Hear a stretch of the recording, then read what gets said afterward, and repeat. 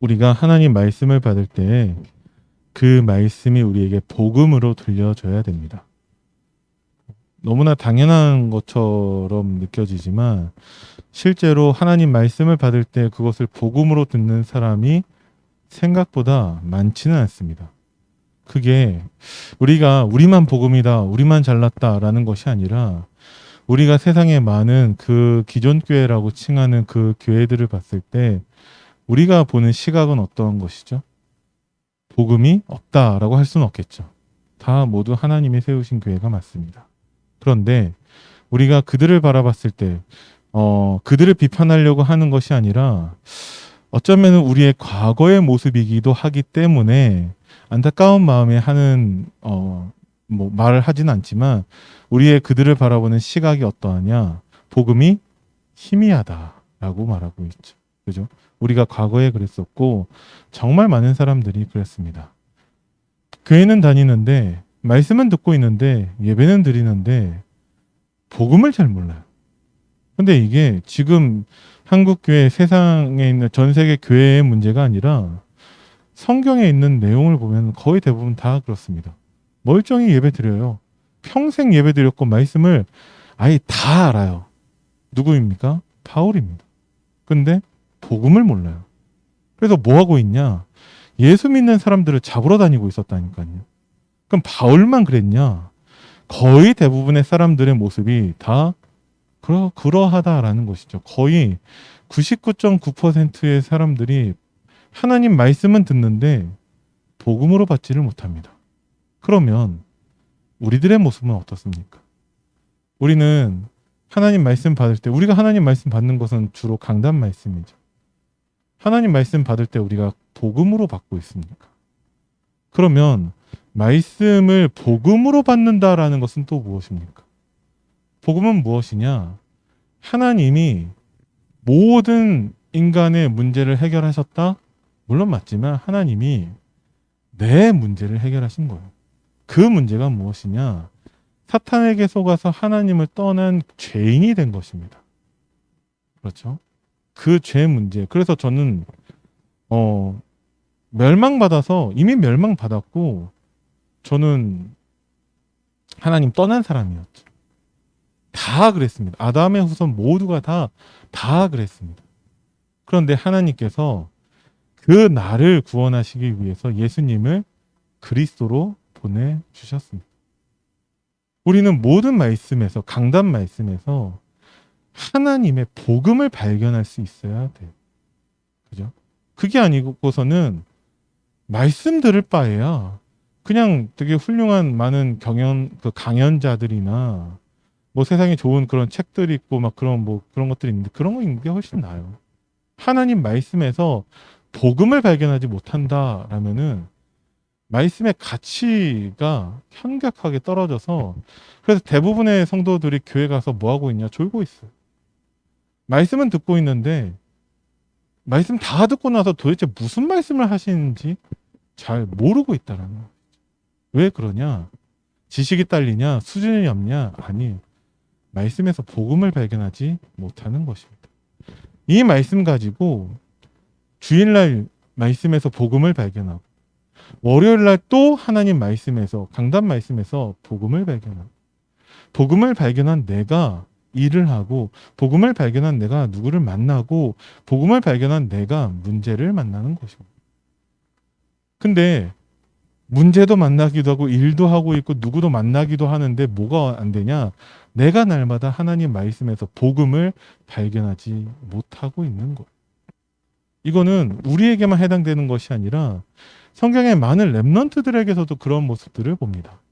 요셉이 창세기 37장의 꿈을 통해서 하나님의 언약을 붙잡죠. 그래서 노예로 애굽으로 끌려갔는데도 불구하고 하나님과 함께하는 축복을 누리는 형통한 자가 됩니다. 누명을 써서 감옥에 갔는데 감옥에서도 하나님과 함께하는 형통한 축복을 누리고 있습니다. 그런데 어느 날 술 맡은 관리를 만나서 그 관리의 꿈을 해석해주고 자기의 해석에 따라서 그 관리가 복직이 돼서 감옥에서 나가는 모습을 보고 요셉이 나를 기억해달라고 합니다. 왜 그랬을까요? 그 전까지는, 그 전날까지는 날마다 하나님 나와 함께 하시는 축복 누리고 말씀이 복음이 되고 막 그러고 있는데 그 관리가 나가는 모습 보고서 복음을 놓치는 거예요. 그래서 나를 기억해 달라고. 그런데 그 관리는 나가자마자 요셉을 잊어버리죠. 언제 기억하냐? 이제 2년이 지나서 이제 바로 왕이 꿈꾸고 나서 그제서야 하나님이 기억하게 하시는 것이죠. 그러니까 제가 이렇게 말씀을 드리는 것은 여러분들 잘못했습니다, 틀렸습니다, 똑바로 하십시오 이런 얘기가 아니에요.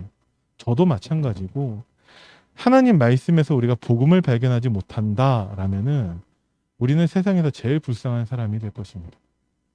그래서 우리가 날마다 하나님 말씀에서 복음을 발견하셔야 돼요. 그래야지만이 우리가 미리 정복하는 응답을 누릴 수 있습니다. 18장 1절에서 아덴을 떠나서 고린도에 이르렀다고 되어 있습니다. 그럼 아덴은 뭐고 고린도는 무엇이냐? 바울의 그 전도 여행 가운데서의 잊고 싶은, 덮어버리고 싶은 흑역사가 있었다라면 아덴에서의 전도죠. 그곳에서 실패했습니다. 아덴은 지금 그리스의 수도인 아테네인데 지금도 고대 서양 철학의 이제 본산지라 하면서 여기에 뭐 수많은 유명한 철학자들이 있었죠. 소크라테스, 뭐 플라톤, 아리스토텔레스, 아르키메데스 뭐 그 등등의 지금 서양 철학의 그 토대를 만든 많은 사람들이 이곳에서 활동을 했습니다. 또한 바울도 철학자였죠. 그래서 그곳에 가서 자기가 할 수 있는 그 철학 가지고서 하나님의 말씀을 전하려고 했어요. 근데 그 사람들의 특징이 사도행전 17장을 읽어보시면 잘 나와 있는데 새로운 이론, 새로운 그런 사상들에 듣는 거에 대해서 굉장히 개방적인 사람들이에요. 그래서 복음을 잘 들어요. 그러니까 심지어는 그곳에 뭐라고 써 있냐? 우리가 알지도 못하는 신을 위한 신상도 있다니까요. 그곳에는. 근데 바울이 철학으로서 하나님의 복음을 전하니까 바울이 거기서 뭐 하고 있냐? 그 철학자들하고 쟁론하고 있습니다. 그러니까 하나님 말씀을 선포하는 것이 아니라 그들을 설득하려고 했다라는 것이죠. 그들하고 이론적으로 싸우고 있다라는 거예요. 여러분들이 현장에서 그 이단에 빠져 있는 사람들을 만나보시면 아시겠지만 말이 안 통해요. 왜 안 통하냐? 우리가 선포하는 복음을 듣지를 않아요. 귀는 열려 있으니까 듣는 것처럼 보이지만 실제로 듣지 않고 있습니다. 그래서 말이 안 되는 거예요. 그죠? 그렇게 해서 철저하게 실패한 현장이었었는데 고린도에 가서는 뭐 하고 있냐? 고린도에서는 하나님의 말씀에 붙잡혀 예수는 그리스도라고 밝히 증언하고 있습니다. 복음만 선포하고 있다는 것이죠. 그리고 회당에 들어가서 무엇을 하냐? 이 오직 복음하는 제자를 찾는 것입니다. 자, 고린도에서는 이미 준비된 그 복음 가진 자가 나타나요. 그게 누구냐? 그게 바울이고 브리스길라 아굴라 부부죠. 브리스길라 아굴라 부부에 대해서는 사도행전 2장 10절에 로마에서부터 온 나그네를 그들로 보고 있습니다. 물론 이 마가다락방 그 현장에서 바울은 있지 않았어요. 하지만 다메섹 도상에서 바울은 이때 임한 하나님의 그 성령의 역사를 체험한 사람입니다. 동일한 그 복음의 비밀을 가진 자였다라는 것이죠. 그들이 드디어 고린도에서 만나는 것입니다. 고린도가 중요한 게 아니고 복음 가진 바울과 복음 가진 브리스길라 아굴라 부부가 만났다라는 거예요. 그러면 여러분들은 내가 바울, 아굴라, 브리스길라와 같은 사람인가를 여러분들이 한번 돌아보시기 바랍니다. 이들이 어떤 사람이었냐? 날마다 하나님 말씀에서 복음을 발견한 사람들이라는 거예요.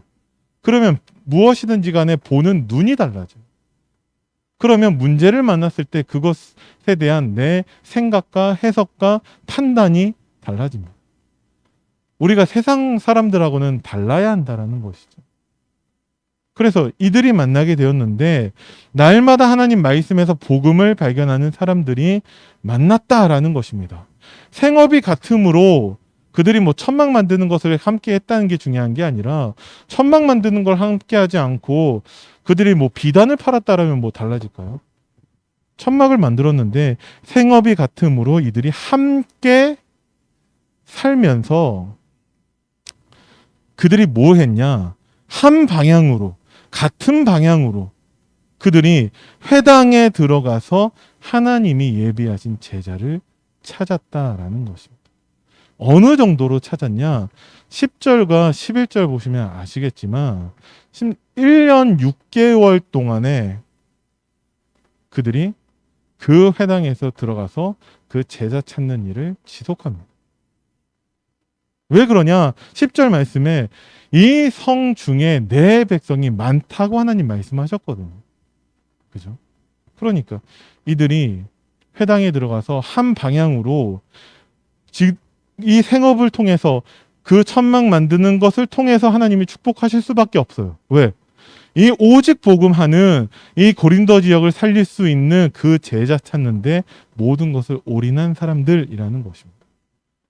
내가 밥을 먹는 이유가 제자 찾는 것이고 내가 일을 하는 이유가 제자 찾는 것이고 이것을 하고 있는 거예요. 그죠? 그 열매가 무엇이냐? 그 열매가 먼저는 브리스길라 아굴라 부부였고 그리고 아볼로 목사였죠. 학문에 뛰어난 사람. 하지만 이 사람이 정확하게 복음을 알지 못하고 있습니다. 생명 없는 종교인이죠. 누구냐? 6절에 나와 있는 유대인들과 똑같은 사람들이에요.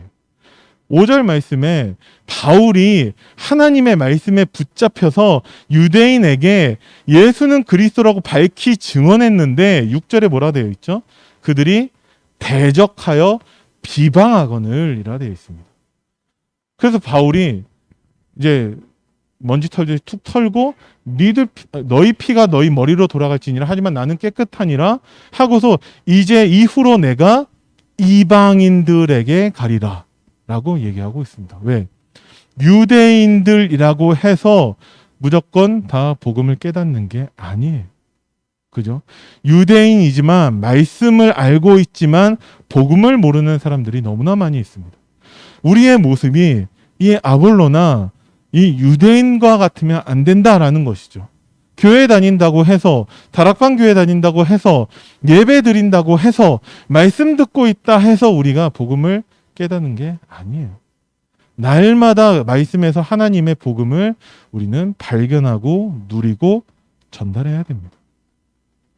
그 비밀이 나에게 있는가라는 것이죠. 아볼로가 요한의 세례만 알고 있다라는 거예요. 이게 그러면은 지식의 차이입니까? 아니잖아요. 성령 세례를 모르겠냐고. 알고는 있는데 모르는 거와 똑같죠. 그죠? 왜? 이 체험이 없으니까. 이 비밀이 없으니까. 이 증거가 없으니까. 그럼 우리도 마찬가지예요. 요한의 세례도 알고 성령의 세례도 아는데 실제로 나에게 이 비밀이 있는가라는 거예요. 그러면 어떻게 해야 됩니까? 그래서 여러분들이 말씀에 집중하셔야 되는 거예요. 말씀에 집중하면서 그 말씀 안에서 하나님 나에게 주시는 복음을 발견하셔야 된다라는 것입니다. 그러면 예수가 그리스도고 모든 문제 끝났기 때문에 내가 염려할 게 없어요. 내가 근심하고 걱정할 게 없고 내가 대책 세울 게 없어요. 왜? 끝났으니까. 날마다 어떤 문제든 사건이든 사람이든 여러분들이 하나님 말씀에서 복음을 발견한다면 더 이상 문제되지 않아요. 거기에서 하나님이 주시는 답을 발견하게 된다라는 것이죠. 그죠? 그것을 말씀하고 있는 것입니다. 그 말씀 운동. 그러면 여러분들은 나의 말씀 운동이 있으십니까? 바울만 할 수 있는 게 아니라 브리스길라 아굴라 부분만 할 수 있는 게 아니라 실제로 이후에 뭐 여러 가지 문제가 있어서 에베소로 가는데 에베소에서도 또 이제 바울이 떠나가지만 그곳에 브리스길라 아굴라 부부가 남고 거기서 만난 게 아볼로예요. 바울이 만난 게 아니다라는 것이죠. 그죠? 그러면 이 말씀 운동을 바울만 하고 있는 것이 아니라 브리스길라 아굴라 부부의 말씀 운동이 되고 회당에서 세워지는 그 제자들의 말씀 운동이라는 것이죠. 그래서 그 에베소 지역에서 또 따로 이제 바울이 그곳에서 2해 동안 두란노 서원을 중심으로 해서 또 이 제자를 찾고 세운다라는 것입니다. 여러분들에게 이 제자의 응답이 있기를 바랍니다. 어떻게 하면 되냐? 말씀에 집중해서 강단 말씀에서 하나님 나에게 주시는 복음을 발견하시면 돼요.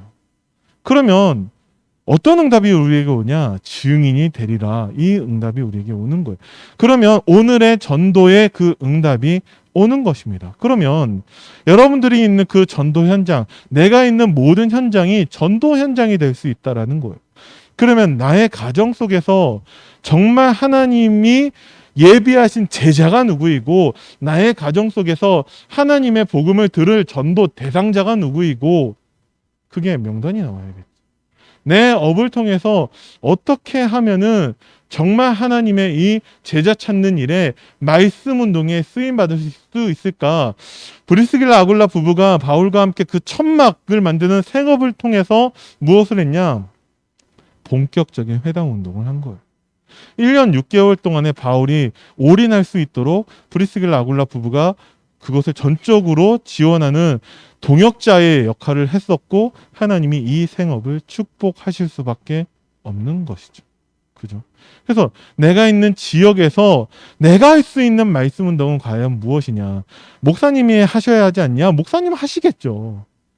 근데 중직자 된 나의 브리스길라 아굴라 부부와 같은 나의 말씀 운동은 무엇인지 여러분들이 그것을 찾으셔야 됩니다. 그죠? 내 직분을 가지고 이것을 미루지 마시고 이번 주 선포된 말씀 붙잡고 여러분들이 복음을 발견하셔야 한다니까요. 이게 구체적으로 여러분들이 찾으셔야 되는 거예요, 이거를. 그래서 말씀드렸잖아요. 말씀에서 복음을 발견하셔야 된다고. 여러분들이 나의 그 말씀 운동을 할 전도 현장, 나를 통해서 복음들을 전도 대상자가 발견되어지고 명단으로 정리가 되셔야 한다라는 겁니다. 우리가 이것을 이제 시작하시면 돼요. 양육 다락방을 시작하시면 돼요. 그죠? 하루에 만나면 10분, 일주일에 한 번 만나면 40분 구체적으로 말씀을 해주고 계시죠. 그러면 나는 이것을 어떻게 할 것이냐? 나는 못하는데 그럼 받아야죠. 그죠? 내가 못한다면 못한다라고 끝나는 게 아니라 받아야죠. 그럼 양육 다락방 어떻게 할까요? 그래서 그 회당에 들어가서 제자 세운 일에 1년 6개월 동안 있었다라고 성경이 기록하고 있습니다. 그래야 그 제자가 팀이 되어진다는 것이죠. 바울 한 사람으로서 고린도 지역을 살릴 수 없기 때문에 하나님께서 준비된 만남을 주시는 거예요. 그러면 여러분들이 준비된 만남이라는 것이죠. 뭐만 하면 되냐? 하나님 말씀에서, 강단 말씀에서 나에게 주시는 복음을 발견하시면 됩니다. 구체적으로 전도 현장, 전도 대상자를 통해 이것을 어떻게 발견합니까? 양육을 통해서 여러분들이 발견하실 수도 있어요. 방법은 얼마든지 있는데 우리가 가만히 있는 거. 가만히 있지 마시고 여러분들이 나의 말씀 운동을 발견하시기 바랍니다. 하나님 말씀에서 복음을 발견하는 여러분들 되기를 예수님의 이름으로 축복합니다. 기도하겠습니다. 살아계신 하나님 은혜를 감사드립니다. 우리로 이번 주 강단 말씀에서 정말 하나님의 복음을 발견하게 하시고 나의 전도 현장에서 전도 대상자를 찾고 나의 말씀 운동을 통해 생명을 살리는 그 응답 누릴 수 있도록 주님이 성령으로 역사하여 주옵소서. 감사를 드리며 우리 주 예수 그리스도 이름으로 기도드립니다. 아멘.